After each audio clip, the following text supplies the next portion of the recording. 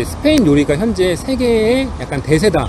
이런 부분을 먼저 말씀을 드리면 좋을 것 같아요. 좀 더 관심 있게 좀 들을 수 있을 것 같은데, 지금 우리 미슐랭 가이드 이제 다들 아실 거예요. 근데 그 미식계에서는 미슐랭 가이드만큼이나 좀 권위 있는 그게 The World 50 Best Restaurant이라는 리스트가 있어요. 그게 매년 그 전 세계 레스토랑을 1위부터 100위까지 순위를 쫙 발표하는 거예요. 그래서 그거의 몇 년간의 그 추이를 보면은 어느 나라의 레스토랑들이 그리고 어떤 음식, 어떤 계통의 좀 스타일의 음식들이 지금 전 세계적으로 좀 주목을 받고 있구나, 이걸 볼 수 있는데, 스페인 음식이 최근에 되게 굉장히 상위권에 많이 포진을 하고 있어요. 그러니까 가장 최근에 그 순위를 보면은 1위부터 20위까지 거의 완전 월드 탑 클래스죠. 20위까지 스페인 레스토랑이 5개나 진입을 했거든요. 그거는 사실 전 세계에서 유일한 그 숫자고, 우리가 미식의 나라로 알고 있는 프랑스 같은 경우도 한 4개밖에 없어요. 그리고 이탈리아 같은 경우는 아예 순위에 20위 안에 없고요.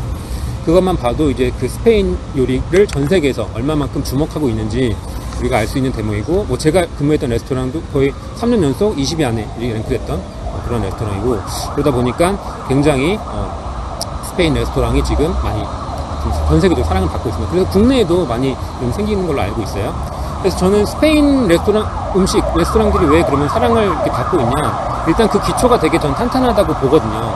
전통적으로 봤을 때 일단 스페인은 그 풍요로움에 대해서 제가 먼저 말씀을 드리면 좋을 것 같은데, 일단 식자재 천국이라고 말씀을 드리고 싶어요. 그래서 뭐 요리사 입장에서 뭐 레스토랑에서 일하는 것도 좋지만 이제 집에서 요리할 때도 워낙 장 보러 갈 때 정말 다양한 그 재료들 싸게 구매할 수 있다는 거 너무 좋거든요. 그래서 스페인이 그 유럽에서 굉장히 이제 농업 강국이에요. 워낙 그 생산하는 그 품종도 많고 가격도 저렴하기 때문에 유럽 그 시장 전체에서도 뭐 토마토라든가 그다음에 뭐 쌀 이런 것들은 유럽에서 가장 생산을 많이 하고 있고, 오렌지 같은 경우는 전 세계 수출량 1위죠. 스페인이. 그 정도. 그리고 석류 같은 것도 유럽에서 제일 많이 생산을 하고 있고, 그래서 이런 식자재들이 풍부한 그 부분이 일단 첫 번째로 스페인 요리의 가장 기본적인 특징이라 할 수 있겠고, 특히 그리고 이 삼면이 바다로 둘러싸여 있잖아요. 그리고 지중해와 대서양을 모두 가지고 있기 때문에 당연히 사계절 내내 풍부한 해산물이 난다는 거, 그것도 어마어마한 강점이죠. 그리고 또 그 전 국토가 사실 와이너리라고 볼 수 있을 것 같아요. 그래서 그 지역마다 이제 와인은 뭐 때로에 따라서 그 날씨나 지형에 따라서 생산되는 포도가 다르잖아요. 그래서 그 지역별로 또 그 스타 와인들이 있고, 예를 들면 북쪽에는 갈리시아에 제가 좋아하는 이제 알바리뇨 와인이 있고, 동쪽에는 우리 오늘 제가 준비한 까바, 그 스파클링 와인이죠. 이 까바가 유명하고, 그 다음에 우리 또 약간 위쪽으로 올라가면은 그 쌍두마차 있죠. 우리 리오하랑 그다음 리베라 델 두에로 그 레드 와인의 쌍두마차가 있고, 또 이제 남쪽으로 내려가면은 이제 또 스페인 스타인 또 쉐리 와인, 헤레즈 와인 또 있고요. 그런 식으로 전 국토에서 되게 다양한 와인이 생산되고 아직 가격이 또 저렴한 편이에요. 프랑스나 이탈리아에 비해서. 그래서 그런 점도 굉장히 좀 매력적인 부분이고, 그 다음에 좀 이제 그 내륙 지방으로 가면은 이제 고원들이 이렇게 있어요. 거기서 양이나 염소 같은 거 많이 키우는데, 그러다 보니까 뭐 치즈 되게 많이 내요. 치즈. 여러분 생각하시는 것보다 스페인이 굉장히 치즈 강국이에요. 뭐 솔직히 프랑스까지만큼은 아닌데 치즈 굉장히 강국이라서 그 역시 그 지역마다 또 스타 치즈들이 있어요. 그래서 북쪽 가면은 이제 제가 제일 좋아하는 까브랄레스라고 그 블루 치즈도 있고요. 오늘 가지고 온 이 이디아사발 같은 경우에 이 바스크나 나바라 지방에서 제일 많이 먹는 이 양치즈 이런 것도 있고, 그 다음에 또 가운데 스페인의 제일 스타 치즈인 만체고 치즈도 있고요. 그 다음에 우리 이 카탈루니아의 지방, 여기 안달루시아 지방에는 우리 카디지에서 나온 이제 빠요요라고 잘 아실 거예요. 그런 것도 있고, 그래서 각 스페인 여행하실 때 이 와인뿐만 아니라 치즈도 그 지역의 유명한 게 어떤 거다, 어떤 걸 먹어봐야 된다라는 걸 미리 알고 가시면은 훨씬 더 풍부한 여행을 하고 가실 수 있을 거라 생각을 합니다. 그래서 이런 식자재적인 부분은 이렇게 말씀을 드렸고, 자, 두 번째로 기후 때 우리 되게 기후랑 이 스페인은 우리나라 남한 면적의 5배 정도 됩니다. 스페인 지도를 잠깐 한번 보여드려 볼게요. 가이드인 저보다 준비를 많이 해오셨네요. 아닙니다. 지도까지. 네, 지도. 잘 보이나요? 이렇게. 제가 오늘은 카메라맨을 하도록 하겠습니다. 네. 자. 네, 뭐 이렇게 지도가 있는데, 스페인은 그 기후대가 6개가 나타나요. 그래서 이제 또 북쪽 같은 경우는 1년 내내 좀 비가 많이 오는, 그리고 좀 연교차가 좀 적은 그런 날씨를 보이고 있고, 이쪽은 우리가 잘 아시는 지중해성 기후, 이제 동쪽부터 남쪽까지. 그리고 또 이쪽은 또 특이하게 좀 건조한 사막이 나타나는 또 기후도 있습니다. 그리고 가운데 같은 경우는 이제 그 대륙성 기후, 바다에서 좀 떨어져 있기 때문에 좀 겨울이 추운 대륙성 기후가 나타나고, 그다음에 또 중간중간에 이제 산맥이 있는데 산악기후도 나타나고, 우리 지도에는 없지만 선생님께 자주 말씀하셨던 그 까나리아, 거기는 이제 또 서브트로피칼이니까 아열대성 기후 이런 것도 나타나고, 그러다 보니까 다 기후 때마다 나오는 작물들이나 생산되는 것들이 또 다 다르겠죠. 그래서 예를 들면은 이 북쪽에 아까 비가 많이 온다고 말씀드린 데는 우리가 그린 스페인이라고 해요. 워낙 그 1년 내내 비가 많이 오기 때문에, 그래서 이제 녹음이 무성한 풀밭이 되게 많아요. 그러다 보니까 소 많이 키우면서 여기서 우유 굉장히 많이 나옵니다. 그래서 스페인 그 마트에 가면은 이제 우유팩에 소 젖소 그림 그려져 있고, 이제 아스투리아스라고 써있는 거 많이 볼 수 있는데, 그게 다 이쪽 북쪽에서 나오는 거예요. 그리고 그러니까 이쪽으로 가서 오른쪽으로 갔더니 바스크 지역 쪽으로 갔더니 저는 스위스의 원 줄 알았었어요. 초록초록하고. 맞아요. 네, 너무 멋있죠. 그래서 그 우유, 그리고 소고기, 우리 그 스페인 남쪽에 그 돼지고기 많이, 그 이베리코 돼지 유명한데, 북쪽 소고기 하면 북쪽입니다. 특히 갈리시아 지방 소고기 유명해서 소고기 막 이렇게 두껍게 해가지고 아사도에서 그 숯불에 구워 먹는 그런 요리도 발달된 곳이 이쪽 북쪽. 아주 맛있습니다. 소고기 하면 이제 북쪽이다 또 알아두시면 좋을 것 같아요. 그리고 뭐 이제 이쪽 이 동쪽 이 해안가 따라서 이 곡창지대가 발달했죠. 발렌시아 이쪽에 무르시아 이쪽에, 그래서 우리 쌀 많이 나면서 우리 잘 아시는 빠에야, 그게 생산될 수 있었던 이유는 이제 쌀 생산에 또 최적합한 환경이었기 때문에 그렇죠. 이 남쪽은 또 굉장히 덥잖아요. 여름에 세비야 45도 막 이렇게 올라가. 말라가는 그 정도까지 아니고, 말라가는 그렇게 안 올라요. 37도 그렇죠. 정도. 그래서 말라가로 좀 많이 좀 여행 그 휴가를 가더라고요. 여기서. 예. 세비야는 워낙 내륙이다 보니까 많이 더워요. 어쨌든 37도도 그 시원한 게 그 정도예요. 그래서 참고로 오늘 올 때 제가 일기예보를 보니까 네. 오늘 낮 기온, 그러니까 잠시 후서부터 더워지기 시작을 해서 최고 기온이 일기예보상에 27도가 나왔더라고요. 오늘이요? 오늘 하늘이 그렇게 파랗게 맑지 않고 구름이 있어서 다행이지. 안 그랬으면 저희가 여기서 썬텐을 할 뻔한 거죠. 근데 이게 일기예보상에 27도면 체감 온도는 30도가 훌쩍 넘어가는 거라, 제 세비야 딱 도착했을 때 저는 보시면 버스에서 너무 추워서 패딩을 입고 왔는데, 여기 세비야 사람들 반팔 입고 다니더라고요, 대부분. 그래서 좀 놀랐어요. 그러네요. 네, 우리가 네. 또 말라가랑 같이 옆에 한 160km 정도밖에 안 떨어져 있음에도 재밌어요. 불구하고 날씨가 많이 차이 나더라고요. 네네. 그래서 여름에 아무래도 가장 더운 지역이기 때문에 여름에 좀 시원하게 차게 날 수 있는 그런 음식들 발달. 대표적으로 우리 잘 아시는 가스파초라든가 그런 차가운 음식들, 차가운 스프들, 그리고 주스 같은 거 항상 많이 여기 갈아 먹죠. 과일 많이 나니까. 그런 게 있고, 그 다음에 뭐 그 내륙 지방 같은 경우 아까 말씀드린 대로 좀 겨울이 춥고 길기 때문에 아무래도 좀 따뜻하게 먹을 수 있는 그 스튜 요리가 많이 발달했죠. 스튜 요리라든가 국물 있는 거, 그리고 따뜻한 거. 그리고 예를 들면은 기름진 음식도 많이 먹는데, 이쪽 레온, 소리아 이쪽 가면은 그 토레스노라고 해서 삼겹살 그 기름 튀긴 거, 그거를 전통 음식이라고 막 자랑하고 있어요. 사실 막 자랑할 만한 음식은 아닌데, 그만큼 얘네가 워낙 겨울이 길고 춥다 보니까 기름진 거를 또 많이 먹게 되죠. 그래서 바에 가면은 항상 그게 올려져 있죠. 숟가락 갖다가 넣고 떠먹는 음식. 맞아요. 네, 그런 것들 참 재밌습니다. 그리고 또 우리 환경에 따라서 또 나타난 거 재밌는 게, 우리 서남쪽, 요쪽 그 따라서 발달한 그 자연 목초지 대해사라고 있어요. 그래서 우리 대해사에서는 우리 여러분 잘 아시는 그 이베리코 돼지, 뭐 도토리를 먹여 키운 방목한 돼지 말씀 많이 들었잖아요. 그 돼지들 키우는 게 요 대해사라는 자연 그 목초지입니다. 그래서 그런 것들이 발달했기 때문에 그 이베리코 돼지들을 이제 키울 수가 있었고, 결국 이제 하모니라는 또 이베리코 반도의 걸작품이 또 탄생할 수 있었죠. 그리고 요 지도에는 없지만 우리 말씀 많이 하셨던 그 윤식당 촬영지인 그 까나리아 제도가 있어요. 거기는 이제 아프리카랑 마찬가지예요. 그 지리적으로는. 그러다 보니까 뭐 아열대성 기후, 거기서 제일 많이 나는 게 바나나죠. 바나나 너무 유명하죠. 거기 바나나는 진짜 그렇죠? 이름도 다르리 있잖아. 네네네. 상품까지도. 맞아요. 그래서 스페인 내수시장에서 바나나는 다 그 까나리아 제품이 꽉 잡고 있고, 스페인 그 마트에 가면은 딱 바나나가 딱 이제 두 종류가 있는데, 이제 까나리아 거 아닌 거. 까나리아 거 아닌 거는 보통 중남미, 이제 코스타리카 이런 데서 오거든요. 근데 되게 웃긴 게, 이 까나리아는 어쨌든 같은 나라 건데도 가격이 거의 1.5배에서 심할 땐 2배까지 차이가 나요. 더 비싸요. 같은 나라 건데도. 그만큼 맛은 있어요, 확실히. 확실하게 네, 맛있어요. 확실히 확실하게 맛있어요. 그냥 바나나랑 달라. 한국에서 맛있고. 먹던 바나나랑도 달라. 달라요, 느낌이. 한국에서 먹던, 그쵸.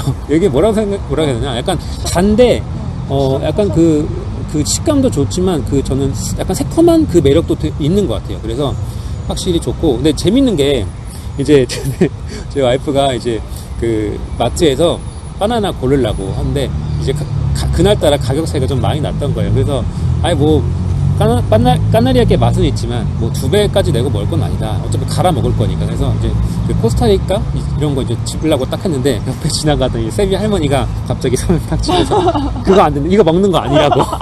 이거 저거 먹으라고.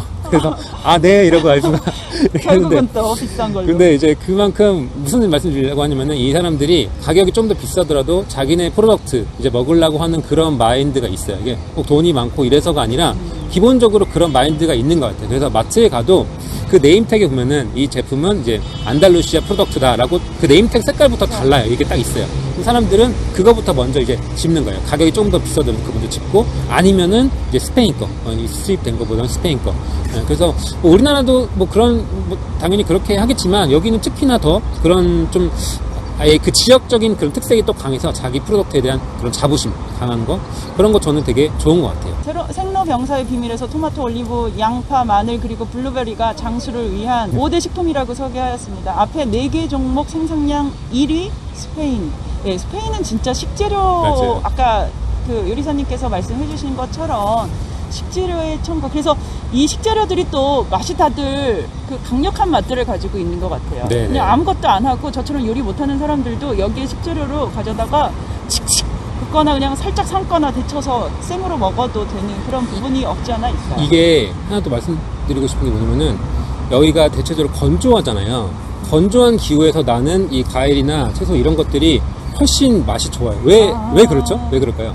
왜 그러냐면은 아무래도 이 얘네들이 그 수분을 더 응축하고 있죠, 속에. 비는 이제 잘 안 오고 물기 없다 보니까. 그러다 보니까 훨씬 그 맛이 강력해, 농축된 맛이 있어요. 그래서 사실은 이 사막, 여기 이제 거의 아프리카 바로 이제 위쪽이니까 사막은 아니지만 그 바로 위쪽 건조되잖아요. 지중해성 기후, 사실 지중해성 기후가 여름이 건조한 기후예요. 거의 사막에 가까운.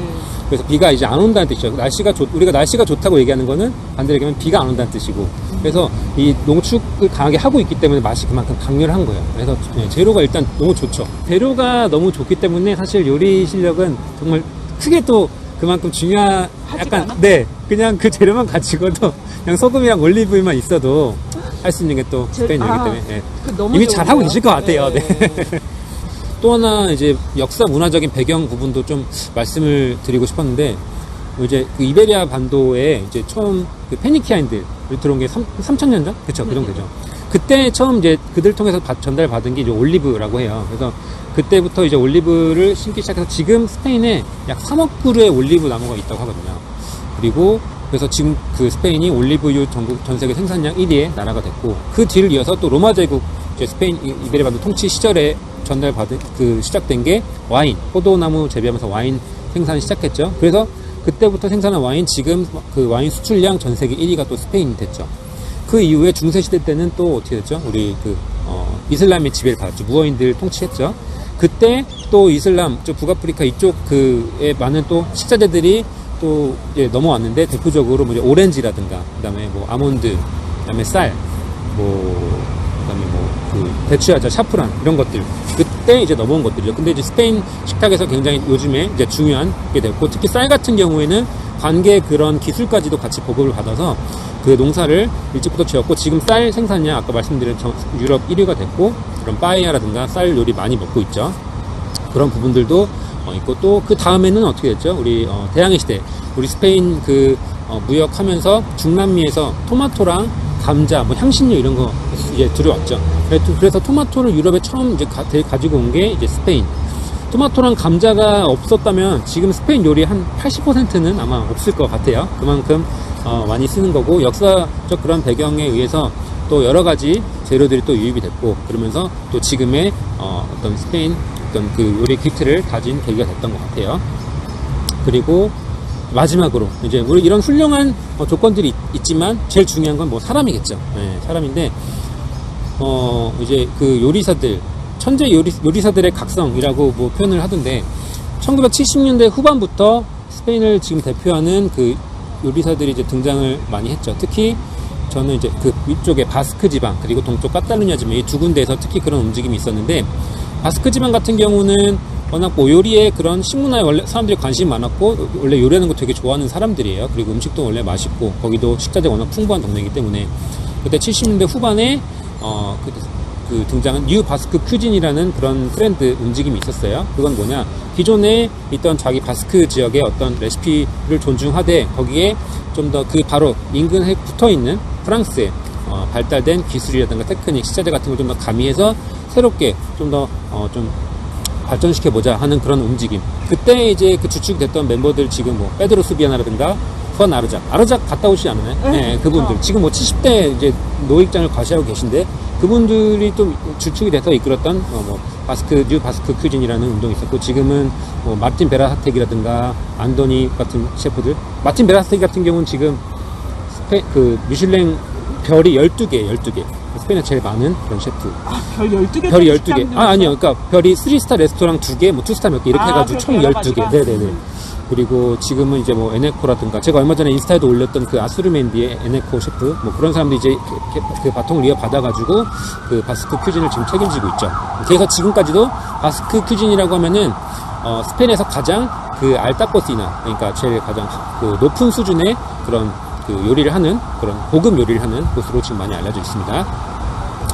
그리고 뭐 이제 카탈루냐 또 예를 들면은 이제 그 천재 요리사 우리 페란 아드리아, 엘버트 아드리아, 이 형제의 얘기를 빼놓을 수가 없죠. 그 한때 우리 뭐 전 세계적으로 가장 이슈가 됐던 레스토랑 스페인어로는 LV, 그 영어로는 엘 블리 이렇게 표현을 하는데, 왜 유명했냐? 전 세계에서 여기 가장 힘든 레스토랑으로 되게 유명했어요. 2000년 초반에.